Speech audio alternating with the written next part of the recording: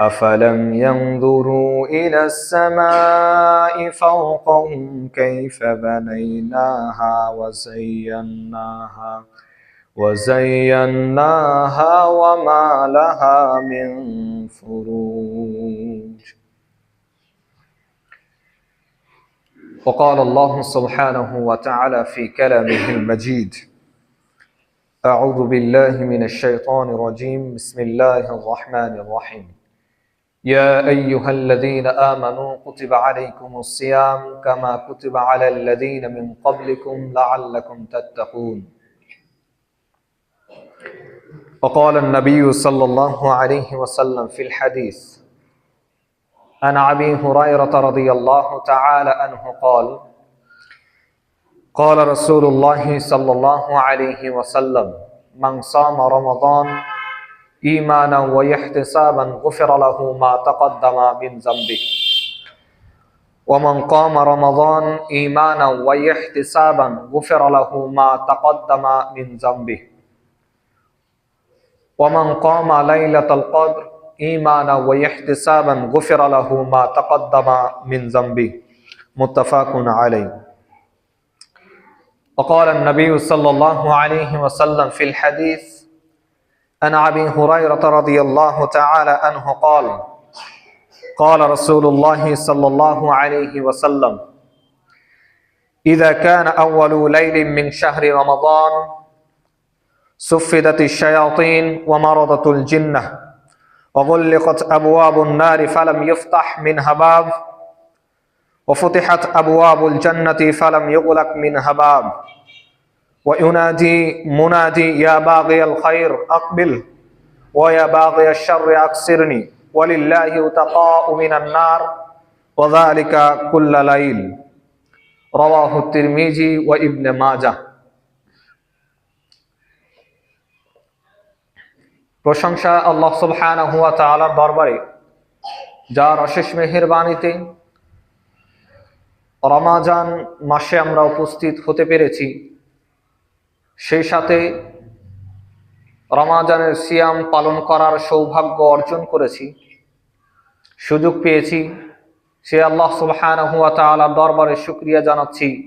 সকলেই বলছি আলহামদুলিল্লাহ। দুরুদ এবং সালাম বর্ষিত হোক সর্বশেষ ও সর্বশ্রেষ্ঠ রাসূলের উপর, যার আদর্শ হচ্ছে সব থেকে দামি, সব থেকে মর্যাদাপূর্ণ আদর্শ, যার আদর্শ দেখে, যার চরিত্র দেখে মক্কার কাফেররা পর্যন্ত আল আমিন উপাধি দিয়েছিল।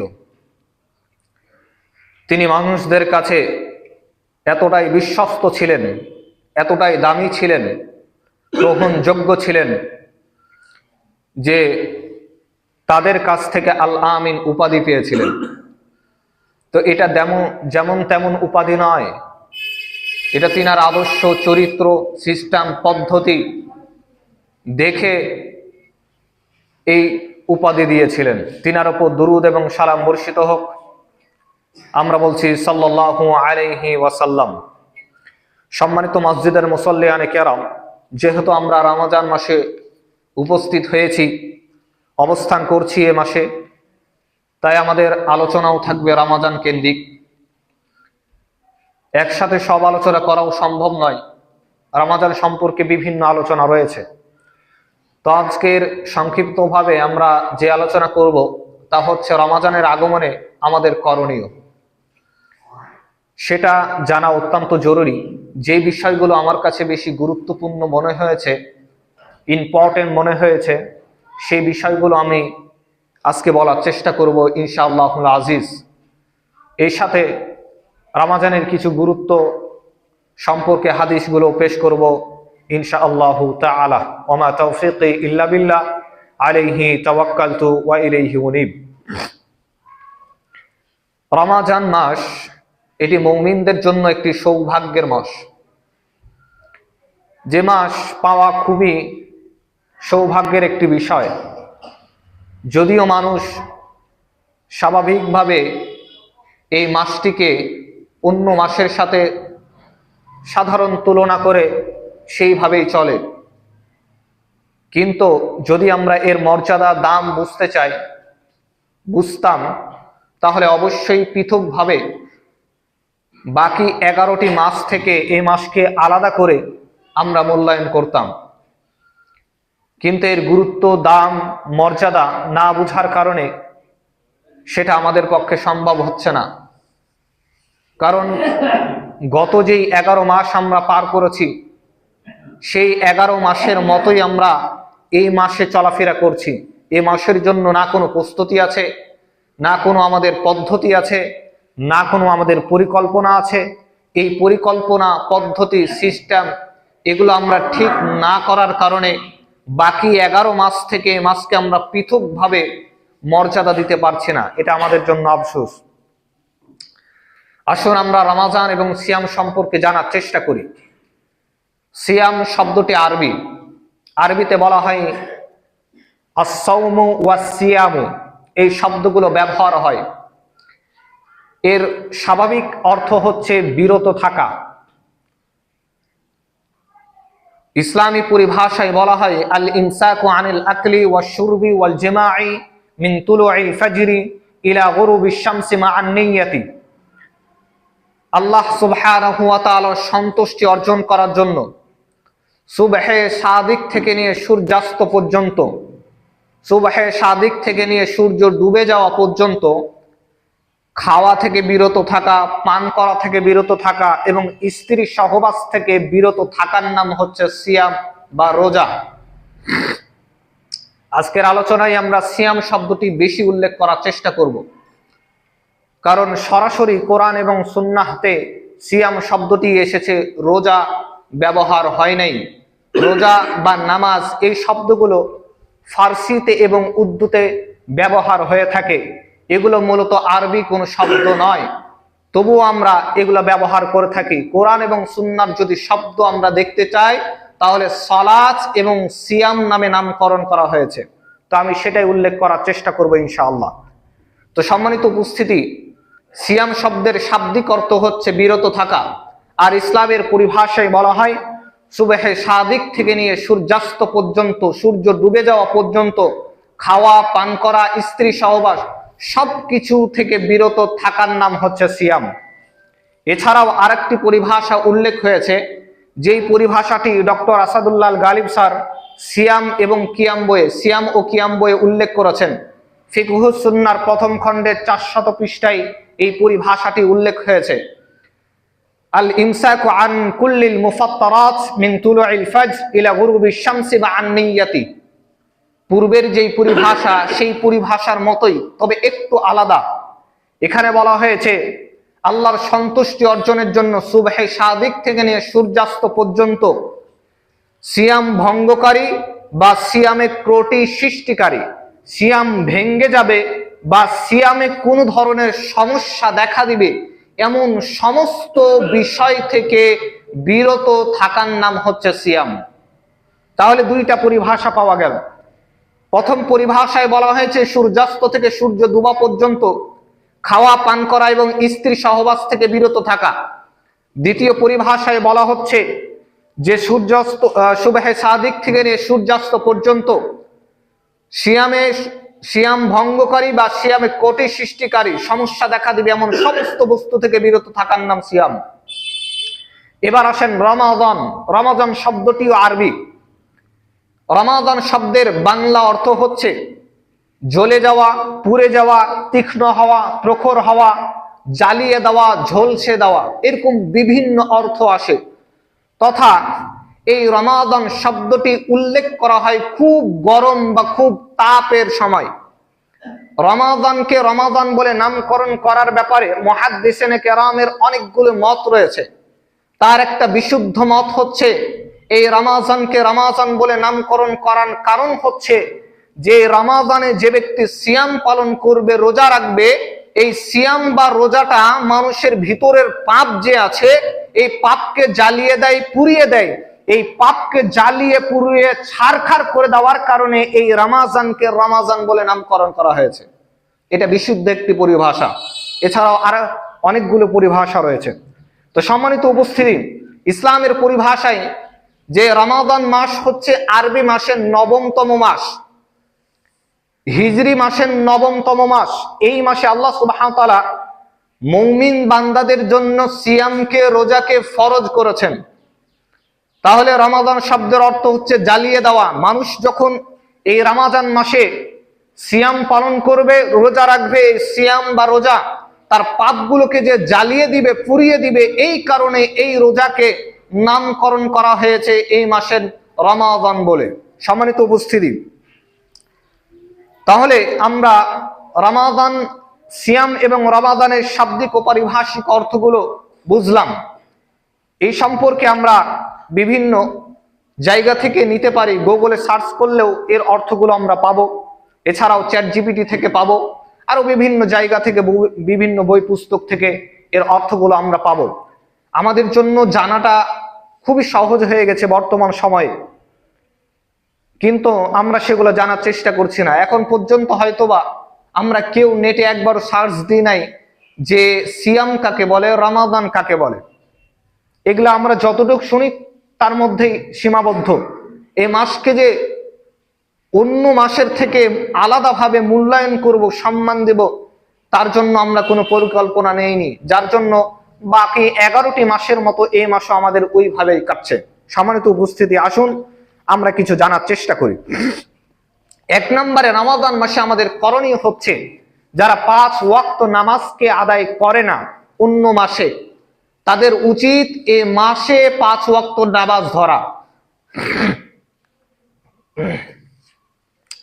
কেননা 5 ওয়াক্ত নামাজ ছাড়া সিয়াম বা রোজা কবুল হওয়ার কোনো অপশন নাই। কেউ যদি নামাজ আদায় না করে, সালাত আদায় না করে, তাহলে তার রোজা হবে না। এটা স্পষ্ট কথা। অনেক মানুষ আছে রমজানের রোজা রাখে, ফজরের নামাজ পর্যন্ত পড়ে না, সাহারি খাওয়ার পরে ঘুমিয়ে যায়, ওর রোজা হবে না। ক্লিয়ার কথা।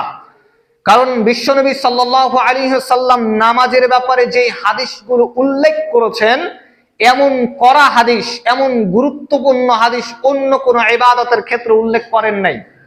একজন মানুষের মুসলমান হওয়ার জন্য প্রথম এবং প্রধানতম কাজ হচ্ছে সালাত বা নামাজ। নামাজ নাই, কোনো ইবাদত নাই। বিশ্বনবী বলছেন, আউয়ালু মা ইউহাসাবু বিহিল আবদি ইয়াউমাল কিয়ামাতিস সালাহ। কিয়ামতের মাঠে মানুষের সর্বপ্রথম হিসাব নেওয়া হবে সালাতের, নামাজের। ফাইন সালাহাত সালাহা লাহু সাইরু আমালি। যদি মানুষের সেই হিসাব টিকে যায়, গ্রহণযোগ্য হয়, তাহলে যত আমল আছে সমস্ত আমলগুলো টিকে যাবে, কিয়ামতের মাঠে গ্রহণযোগ্য হবে। ওয়াইন ফাসাদাত ফাসাদা সাইরু আমালি। আর যদি সালাতের হিসাব মানুষের না টিকে, তাহলে যত আমল আছে সমস্ত আমল কিয়ামতের মাঠে বরবাদ হয়ে যাবে, কোনো আমল টিকবে না। তাহলে রোজার আমলও কিয়ামতের মাঠে টিকবে না যদি আপনার সালাত না থাকে। হাজারো মানুষ আছে যারা রমজানের রোজা রাখে কিন্তু সালাত আদায় করে না, নামাজ পড়ে না, এর সিয়াম হবে না। এটা ক্লিয়ার কথা। যদি আমি সালাতের বিষয়ে আলোচনা করি, দীর্ঘ আলোচনা হয়ে যাবে। সালাতের বিষয়ে কয়েকটা হাদিস বলি আপনাদেরকে। সালাতটা এত বড় ইবাদত, যে ইবাদত না করলে অন্য আমল টিকবে না, এক। দ্বিতীয়ত, সালাত এত বড় ইবাদত, যে ইবাদত আল্লাহ তাআলা পৃথিবীতে ফরজ করেন নাই, বরঞ্চ 7 আসমানের উপরে আরশে আযীমে আল্লাহ সুবহানাহু ওয়া তাআলা রাসূলুল্লাহ সাল্লাল্লাহু আলাইহি সাল্লামকে মেরাজের রাতে ফরজ করেছেন। এটা পৃথিবীতে ফরজ হয় নাই। 3, সালাত এমন ইবাদত, ইন্নাস সালাতা তানহা আনিল ফাহশাই ওয়াল মুনকার, যে সালাত মানুষকে অশ্লীল, অসৎ, অপকর্ম কাজ থেকে বিরত রাখে। সালাত আদায় করলে মানুষ পাপ থেকে বাঁচতে পারবে। সমাজে পাপ বেড়ে যাওয়ার অন্যতম কারণ হচ্ছে সালাত আদায় না করা, নামাজ না পড়া। 4, সালাত এত বড় ইবাদত, বাইনাল আবদি ওয়া বাইনাল কুফরি ওয়াশ শিরকি তারকুস সালাহ। একজন মুমিন বান্দা এবং কাফের মুশরিকের মধ্যে পার্থক্য হচ্ছে সালাত। যে সালাত আদায় করে, নামাজ পড়ে, সে মুসলমান। যে সালাত আদায় করে না, নামাজ পড়ে না, সে মুসলমানের কাতারে পড়ে না। স্পষ্ট কথা। বিশ্বনবীর ডাইরেক্ট হাদিসে কুফর শব্দ উল্লেখ করা আছে, যা অন্য কোনো ইবাদতের ক্ষেত্রে সচরাচর পাওয়া যায় না। তাহলে সালাত কত বড় ইবাদত। সম্মানিত উপস্থিতি, তাই বলছিলাম সালাতকে যে কোনো মূল্যে আদায় করতে হবে। আর চেষ্টা করবেন 5 ওয়াক্ত সালাতকে একদম সময় মতো আদায় করা, এটা মুমিনের কর্তব্য। সম্মানিত উপস্থিতি, সেই দিকে যাচ্ছি না। তাহলে রমাদান মাসে আমাদের 1 নম্বর করণীয় হচ্ছে 5 ওয়াক্ত নামাজ পড়তে হবে। অন্য মাসে কি করেছেন না করেছেন সেই দিকে তাকায়েন না, এখন কি করবেন পরিকল্পনা নেন।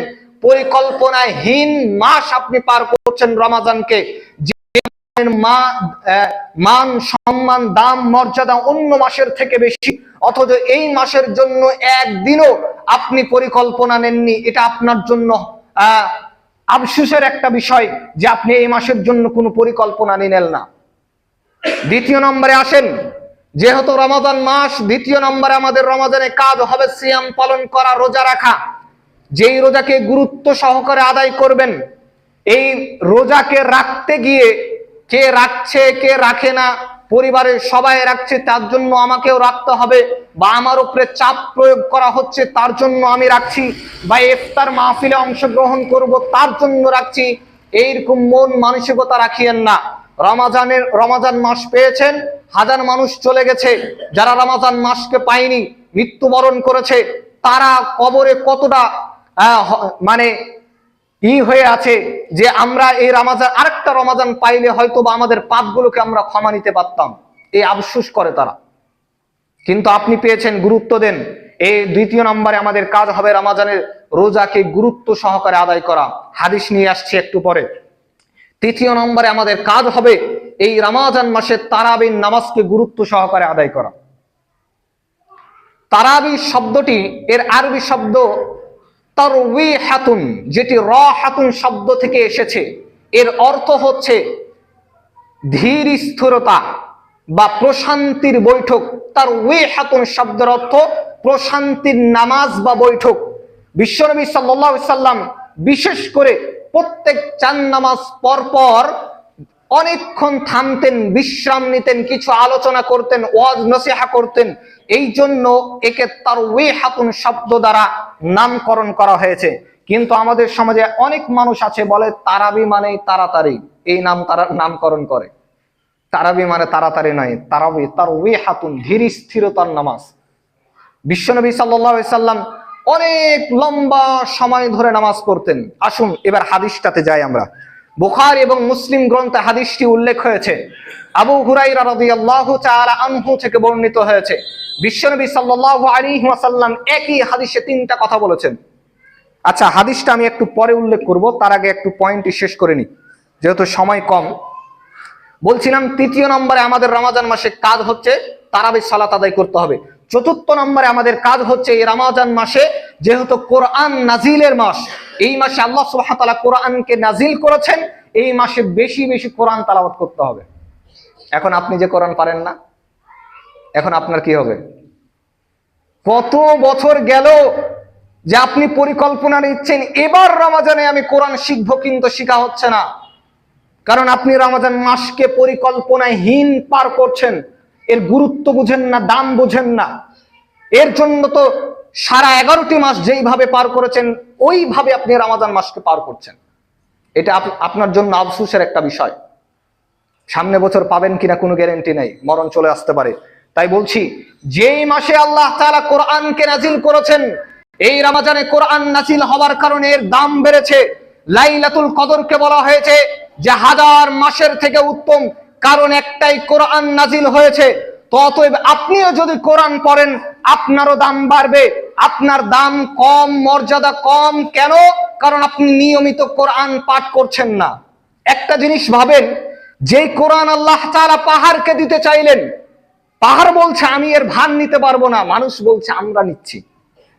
তাহলে কোরআন আপনার জন্য নাজিল। যে কিতাব আপনার জন্য নাজিল, আল্লাহ বলছেন যে মুসলমান না হয়ে মৃত্যুবরণ করো না। সূরা আলে ইমরানে 102 নং আয়াতে এসেছে যে আল্লাহ বলছেন মুসলমান না হয়ে মৃত্যুবরণ করো না। তো মুসলমান হবেন কি করে? যে কিতাব আপনার জন্য নাজিল করা হয়েছে, যে কিতাব আপনার জন্য নাজিল করা হয়েছে, সেই কিতাব আপনি না পড়ে কখনো প্রকৃত মুসলমান হয়ে কবরে যেতে পারবেন না। স্পষ্ট কথা। যে কিতাব আপনার জন্য দেওয়া হয়েছে, আল্লাহ তাআলা বলছেন হুদাল লিন-নাস, এটা মানুষের জন্য হেদায়েত, ওয়া বাইয়িনাতিন মিনাল হুদা ওয়াল ফুরকান, আর এই কিতাব মানুষের হক এবং বাতিলের পার্থক্যকারী। আপনি হক বুঝেন না, কোনটা না হক সেটাও বুঝেন না। কেন বুঝেন না? আপনি কোরআন পড়েন না। যেই কিতাব আপনার জন্য দেওয়া, যে কিতাব আপনার জন্য দেওয়া, এটা গরু ছাগলের জন্য নয়, গাছপালার জন্য নয়, পাহাড়ের জন্য নয়, সমুদ্রের জন্য নয়, এই কিতাবকে আপনার জন্য দেওয়া হয়েছে। অথচ কোরআন আপনি শিখছেন না কেন? প্রকৃত মুসলমান কোনোভাবে হওয়া সম্ভব না, স্পষ্ট কথা বলে দিচ্ছি। আপনি আমাকে গালি দিতে পারেন, কিন্তু কথা এটাই, প্রকৃত মুসলমান হতে গেলে যেই কিতাব আপনার জন্য, যেই কিতাব আপনাকে হেদায়েত করবে, সেই কিতাব আপনি পড়লেন না কেন? আমি 100 বছর ধরে যদি আমি আলোচনা করি, আমার আলোচনায় কেউ পরিবর্তন হবে এটা আমি মনে করি না। তবে কোরআনুল কারীম একাই হাজার হাজার মানুষকে হেদায়েত দিতে পারে। কিন্তু সেই কোরআন আপনি পড়লে তো, কোরআনকে কাপড়ে মুড়িয়ে টাকে রেখে দিয়েছেন, মাঝে মাঝে বের করেন আর বুকে লাগান আর চুমু দেন। কোরআন কি চুমু দেওয়ার জন্য? শুধু ময়লা পরিষ্কার করার জন্য? কোরআনকে আপনি 5 বার যখন পড়বেন, 10 বার যখন পড়বেন, কোরআনের ময়লা এমনিতেই থাকবে না, আলাদাভাবে আপনাকে কোরআনের উপরের ময়লা পরিষ্কার করা লাগতো না। সম্মানিত উপস্থিতি, কোরআনের গুরুত্ব সম্পর্কে অনেক হাদিস আছে, সেই দিকে যাচ্ছি না। তো আমাদের 4র্থ নম্বরে কাজ হবে কোরআন তেলাওয়াত করবেন বেশি বেশি। 5ম নম্বরে আমাদের কাজ হচ্ছে প্রতিবেশীর খোঁজ খবর নেবেন। বিশ্বনবী সাল্লাল্লাহু আলাইহি সাল্লাম প্রতিবেশীর হাদিসগুলোকে এমন ভাবে উল্লেখ করেছেন যে সাহাবীরা মনে করতেছিল যে হয়তোবা প্রতিবেশীদেরকে আমাদের সম্পদের উত্তরাধিকারী বানিয়ে দিবে। যেইভাবে তিনি হাদিসগুলোকে উল্লেখ করছেন প্রতিবেশীর হক সম্পর্কে, সাহাবীরা মনে করছে হয়তোবা প্রতিবেশীদেরকে আমাদের সম্পদের উত্তরাধিকারী বানিয়ে দিবে। যেইভাবে আমার সম্পদে আমার সন্তানের হক রয়েছে, হয়তোবা প্রতিবেশীদেরকে সেই হক দিয়ে দিবে। প্রতিবেশীর খোঁজ খবর নেবেন। আপনি ভালো ভালো খাবেন, প্রতিবেশী না খেয়ে থাকবে, সেটা যেন না হয়। 5ম নম্বরে আমাদের কাজ হবে, 6ষ্ঠ নম্বরে আমাদের কাজ হবে যে যারা রোজাদার ব্যক্তি আছে তাদের খোঁজ খবর নেবেন। রোজাদার ব্যক্তিকে ইফতারি করাবেন। আপনি যদি ইফতারি করান, আপনি ইফতারি করার কারণে সেই পরিমাণ সওয়াব পাবেন যেই পরিমাণ সওয়াব সে সিয়াম পালন করে, রোজা পালন করে পাবে। এরপরে আমাদের আরেকটি কাজ হচ্ছে যে এই রমজান মাসে বেশি বেশি দান করা। 2 টাকা হলেও 5 টাকা হলেও যেভাবে যখন পারবেন বেশি বেশি দান করবেন। বিশ্বনবী সাল্লাল্লাহু আলাইহি সাল্লাম বাতাসের গতির ন্যায় এই রমজান মাসে দান করতো। আপনার টাকা কম আছে, 1 টাকা দেন। 1 টাকা দিতে লজ্জা কেন? লজ্জার তো দরকার নাই। দিচ্ছি আমি আল্লাহকে, মানুষকে দেখার জন্য নয়। মানুষকে দেখার জন্য যদি করেন কোনো আমল তো টিকবে না। তাহলে মানুষকে দেখার জন্য যদি না হয়, 1 টাকা পকেটে যদি খুচরা থাকে সেটাই আপনি দিবেন। বড় লোক মানুষ 100 টাকা দিবে, 1000 টাকা দিবে, আপনি 1 টাকা দিবেন, 2 টাকা দিবেন, 5 টাকা দিবেন, লজ্জাবোধ নাই আল্লাহর কাছে? আল্লাহর কাছে আসতে কোনো লজ্জাবোধ নাই। যে কোনো সময় যত বড়ই পাপী হোক, যত বড়ই গুনাহগার হোক, আর যেই হোক, আল্লাহর কাছে আসতে কোনো লজ্জা নাই। সম্মানিত উপস্থিতি, আসুন আমরা একটা হাদিসটা উল্লেখ করি, তারপরে ইনশাআল্লাহ শেষ করে ফেলবো যেহেতু সময় কম। বুখারী মুসলিম গ্রন্থে হাদিসটি উল্লেখ হয়েছে। একটা হাদিসে 3টা গুরুত্বের কথা বলেছে। এই হাদিসটা আমরা শুনি, কিন্তু গুরুত্ব না বোঝার কারণে আমরা রমজান মাসকে গুরুত্ব দিতে পারি না। বিশ্বনবী বলছেন, প্রথম অংশ, মান সামা রমাদান ঈমানান ওয়া ইহতিসাবান গুফিরা লাহু মা তাকাদ্দামা মিন যামবি। যে ব্যক্তি ঈমানের সাথে নেকির আশা করে, সওয়াবের আশা করে রমজানের রোজা রাখবে, সিয়াম পালন করবে, তার পূর্বের সমস্ত পাপকে ক্ষমা করা হবে। সুবহানাল্লাহি ওয়া বিহামদি। গুরুত্ব বুঝেননি? এই হাদিসটা অনেক শুনেছেন, গুরুত্ব নাই।